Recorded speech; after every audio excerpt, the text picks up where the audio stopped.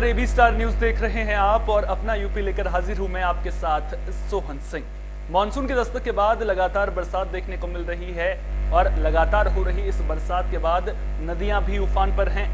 फर्रुखाबाद में भी इसका असर देखने को मिल रहा है। दरअसल नरोरा बांध से गंगा नदी में 35,320 क्यूसेक पानी छोड़ा गया, जिससे गंगा नदी ने रौद्र रूप धारण कर लिया है। थाना कादरी गेट क्षेत्र के पांचाल घाट, गंगा घाट पर गंगा पुत्रों के घाट भी डूब गए हैं। वहीं घाटों पर रखा सामान भी जलमग्न हो गया है। तस्वीरों के जरिए आप देख सकते हैं कि जब नरोरा बांध से ये पानी छोड़ा गया था, उसके बाद किस तरह के हालात वहां पर पैदा होते हुए नजर आ रहे हैं।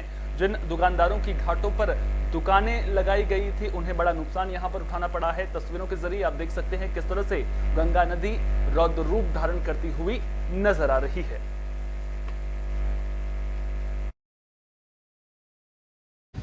हमारे समझ में तो गंगा जी के किनारे रहने वालों करोड़ों रुपए का नुकसान हो चुका होगा। तट्टा चले गए, उनकी हिल भारी थी वो चली गई, तख्त चले गए, आगे रहे नहीं गए। किसी चीज़ को लगा करके अपना जीवन यापन करें। मतलब कितने बजे गंगा जी बढ़ी होंगी?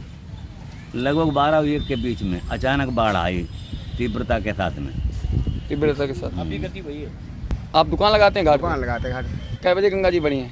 गंगा जी रात आधी रात पड़ी पड़ी। सामान लोगों ने उठा पाया कि नहीं उठा पाया? नहीं, हम तो अब नहीं उठाई पाओ। अभी नहीं उठा पाया? हाँ, सामान क्या करें, कोई बाहर मिलो नहीं तो उठाई नहीं पाओ। उठाए। कितना नुकसान हो गया होगा आपका? हमारा दुकानदार को तो कम नुकसान हुआ। घाट वालों को ज्यादा हुआ? हाँ, मतलब घाट नीचे जो कोई चीज़ है चली चलाई भीज।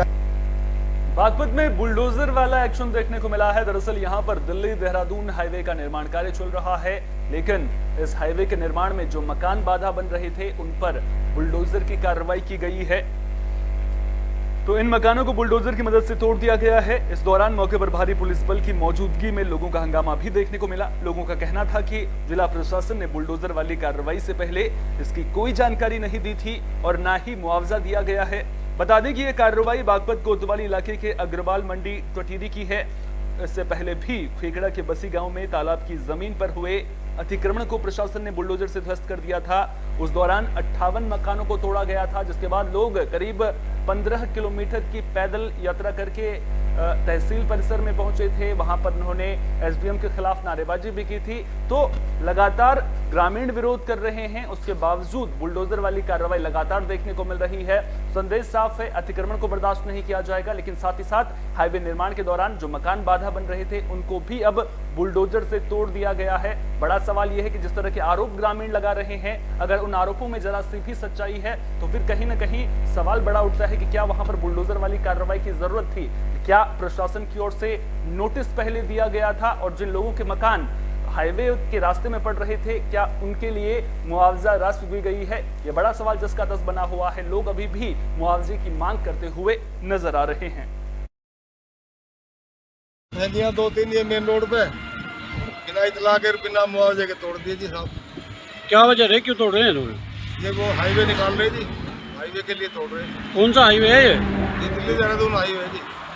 तो रे आज तक तो एक रुपया तो दिया नहीं, ना तो मकान बनाए का दिया, ना प्लॉट का दिया। दिल्ली में कर लिया कब्जा के नाम जी सरकार ने। क्या नाम है आपका जी? मेरा नाम परवीन है। कहाँ के रहने वाले आप? मंडी के ही टटीरी के जी।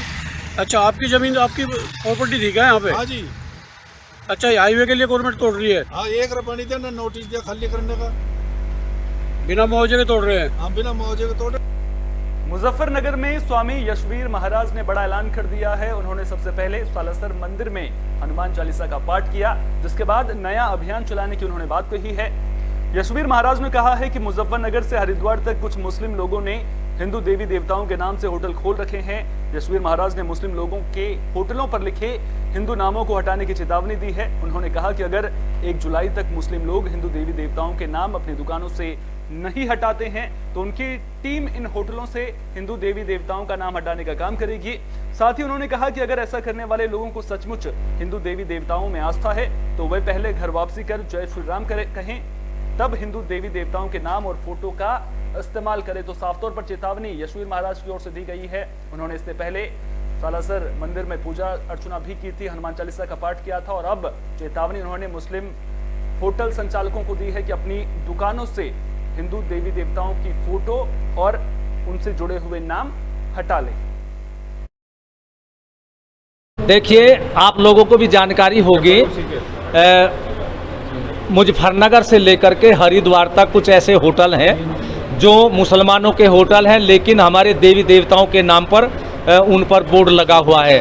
और हिंदू समाज के लोग जब भोजन करने के लिए जाते हैं तो भ्रमित होकर के उन मुसलमानों के होटल पर भोजन कर लेते हैं, और वे भोजन झूठे भी हो सकते हैं। भोजन में अंडे का या मांस का भी प्रयोग हो सकता है, या उसमें मूत्र भी किया जा सकता है, जैसे कि आप लोग देखते हैं। यानी हिंदू धर्म के लोगों का धर्म भ्रष्ट करने के लिए वहाँ कुछ भी हो सकता है। नोएडा प्राधिकरण पर किसानों का हल्लाबोल लगातार जारी है। आपको बता दें कि सैकड़ों की संख्या में किसान नोएडा प्राधिकरण पर पहुंचे थे। इस दौरान उन्होंने प्राधिकरण के खिलाफ जमकर नारेबाजी की। वहीं किसानों के प्रदर्शन को राकेश टिकैत का भी साथ मिला है। दरअसल राकेश टिकैत किसानों के बीच पहुंचे थे। इस दौरान उन्होंने प्राधिकरण से किसानों की मांगें जल्द से जल्द पूरी करने की मांग की। आपको बता दें कि सैकड़ों किसान ट्रैक्टर ट्रॉली में सवार होकर पहुंचे थे। इस दौरान नोएडा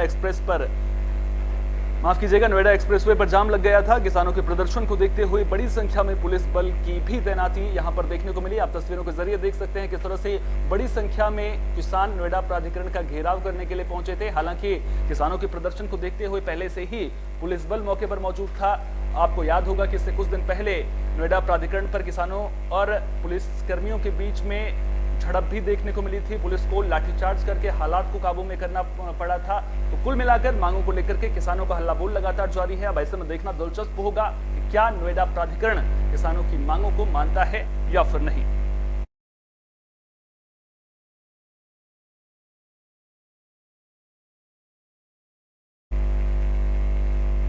मुजफ्फरनगर पुलिस को बड़ी कामयाबी मिली है। पुलिस ने मुठभेड़ के बाद एक शातिर बदमाश को गिरफ्तार कर लिया है, जिसके कब्जे से चोरी की 8 बाइक बरामद की गई है। वहीं बदमाश का एक साथी पुलिस को चकमा देकर भागने में कामयाब रहा, जिसकी तलाश की जा रही है। बता दें कि पुलिस को मुखबिर से बदमाशों के बारे में जानकारी मिली थी, जिसके बाद भैंसी गंगनहर पुल पर खतौली कोतवाली पुलिस की बदमाशों के साथ मुठभेड़ हो गई थी। इसी दौरान पुलिस ने एक शातिर बदमाश लुकमान उर्फ लुक्का को गिरफ्तार किया है, जिसकी निशानदेही पर नावला रोड पर खंडहर बन चुकी बिल्डिंग में छिपाई गई चोरी की 8 मोटरसाइकिल, एक तमंचा और कारतूस भी बरामद किया गया है। गिरफ्तार बदमाश पर अलग अलग थाने में मुकदमे दर्ज हैं। आपको बता दें गिरफ्तार बदमाश पर करीब 2 दर्जन मुकदमे दर्ज हैं। थाना क्षेत्र खतौली में कुछ बाइक चोरी की घटनाएं हुई थी, जिस पे पुलिस ने कार्रवाई करते हुए एक शातिर बाइक चोर को गिरफ्तार किया गया है। इसका एक साथी जो है वो दबिश के दौरान फरार होने में सफल रहा था, लेकिन इसको पकड़ा गया है और इसके कब्जे से 8 चोरी की बाइकें बरामद की गई है। इसकी निशानदेही पे जो पकड़ा गया अभियुक्त है, उसने पूछताछ में बताया कि इसका नाम लुकमान उर्फ लुक्का है, और जब इसके बारे में इसका क्रिमिनल हिस्ट्री खंगाला गया तो इस पे वर्तमान में 22 मुकदमे पहले से पंजीकृत हैं। ये सभी मुकदमे जो है वो गंभीर अपराध के हैं और ये मुख्यतः चोरी की घटनाओं को अंजाम देता है। इस प्रकार से थाना खतौली पुलिस ने क्षेत्राधिकारी खतौली के नेतृत्व। फर्रुखाबाद से जमीनी विवाद को लेकर मारपीट की खबर सामने आ रही है। आरोप है कि दबंग घर में घुस गए थे, जिसके बाद उन्होंने लाठी डंडों से मारपीट की वारदात को अंजाम दिया है। मारपीट में एक युवक समेत 4 लोग घायल हुए थे। युवक की इलाज के दौरान मौत हो गई है। बता दें कि युवक को मारपीट के बाद गंभीर हालत में सैफई भी रेफर किया गया था, लेकिन उसे बचाया नहीं जा सका। मामला नवाबगंज थाना इलाके के कढ़ियुली गांव का है। आरोप ये भी लग रहा है कि दबंगों के खिलाफ पीड़ित पक्ष ने थाने में तहरीर दी थी, लेकिन पुलिस ने फरियाद नहीं सुनी। आरोप है कि पुलिस ने 3 दिन पहले पीड़ित पर समझौता करने का दबाव भी बनाया था, और अब जिस तरह से मारपीट का ये मामला सामने आया है, उसके बाद एक युवक की मौत हो गई है। ऐसे में पुलिस की कार्यशैली को लेकर के जरूर सवाल खड़े हो रहे हैं। देखना दिलचस्प होगा कि क्या एक युवक की मौत के बाद पुलिस प्रशासन जागेगी, क्या कार्रवाई देखने को मिलेगी, और जो आरोपी दबंग हैं वो कब तक पुलिस की गिरफ्त में होंगे। पिछली 30 तारीख को घर बैठे थे गोविंद, हम लोग सड़क पर बैठे थे, हमारे पति अंदर थे, पैंट पहन रहे थे, तो वे भाजे एकदम पकड़ने के लिए गोविंद भीतर घुसिए, बैठ डाल लो, बैठ डार लाठी डंडा गुलका पेट मारे खूब, और इन्हें द्वारे लाठी मारी, ईंटा मारे, डंडा मारे, हमें 4 घेरे थे। फिर उनको तुरंत इलाज चलन को फरकाबाद लाइए, फरकाबाद चौरा मना कर दी, सेपई लाइए, सेपई खत्म। एटा में इंसानियत शर्मसार हुई है। पति पत्नी का रिश्ता शर्मसार हुआ है। आरोप है कि एक व्यक्ति ने चंद रुपयों के लिए अपनी पत्नी दोस्त को परोस दी। महिला का आरोप है कि उसके पति ने दोस्त को घर बुलाया और उसे कमरे में बंधक बनाकर तमंचे की नोक पर जबरन दुष्कर्म करवाया। पीड़ित महिला ने आरोपी पति के खिलाफ जान से मारने का भी आरोप लगाया है, यानी कि जान से मारने की धमकी देने का आरोप लगाया गया है। एसएसपी के आदेश के बाद थाने में एफआईआर दर्ज की गई है। पीड़ित महिला ने राज्य के मुख्यमंत्री योगी आदित्यनाथ से भी गुहार लगाई है। महिला का कहना है कि उसका पति विदेश भागना चाहता है, इसलिए महिला ने आरोपी का पासपोर्ट और वीजा जब्त करने की भी मांग की है। मेरी शादी 3 मई 2022 को हुई थी जी। मेरे पति ने झूठ बोलकर शादी कर ली, इंजीनियर दुबई में बताकर, लेकिन वहाँ पर घर वालों ने मेरे घर वालों ने इंजीनियर उसके घर वालों ने इंजीनियर बताया उसे, और इंजीनियर बता करके शादी कर ली मेरी जी। और उसके बाद वो निकला दुबई में वेटर होने के बावजूद उसने मेरे साथ बदतमीजी बहुत ज़्यादा कुकर्म किया और साथ वालों को लेकर के आया था और उससे भी करवाता था, जिस पे मैं मना करती तो मुझे बंधक बना के रखा, तमंचा भी दिखाया और तमंचे की मेरे बट भी मारे जी, जिससे मेरे काफ़ी चोटें आई हैं।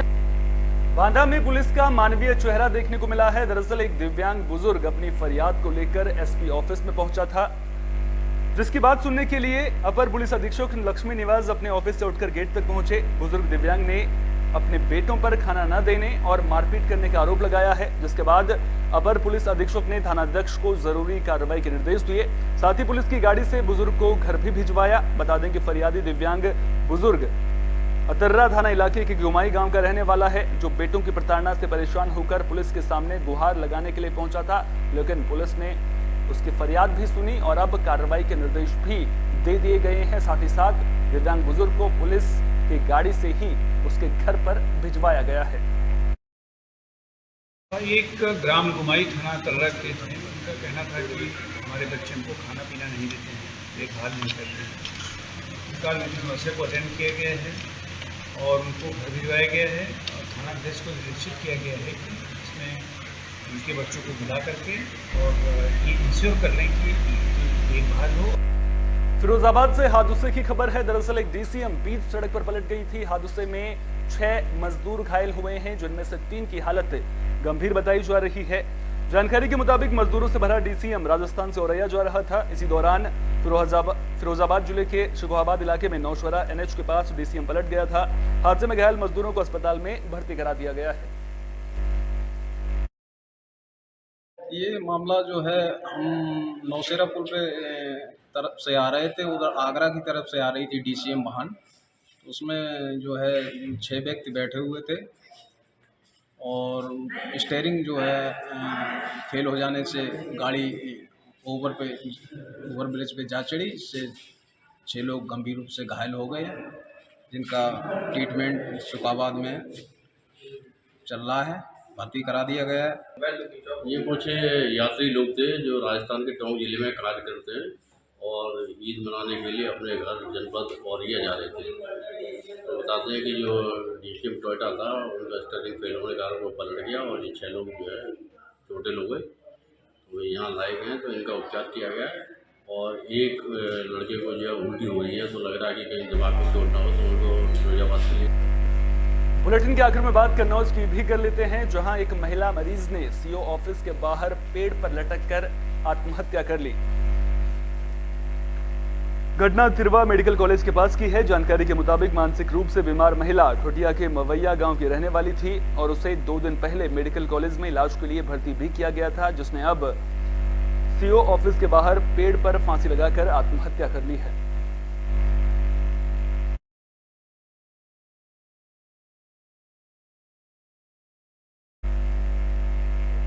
इस बुलेटिन में मेरे साथ इतना ही। देश दुनिया की तमाम अहम खबरों के लिए बने रहिए AB स्टार न्यूज के साथ। फिलहाल दीजिए इजाजत।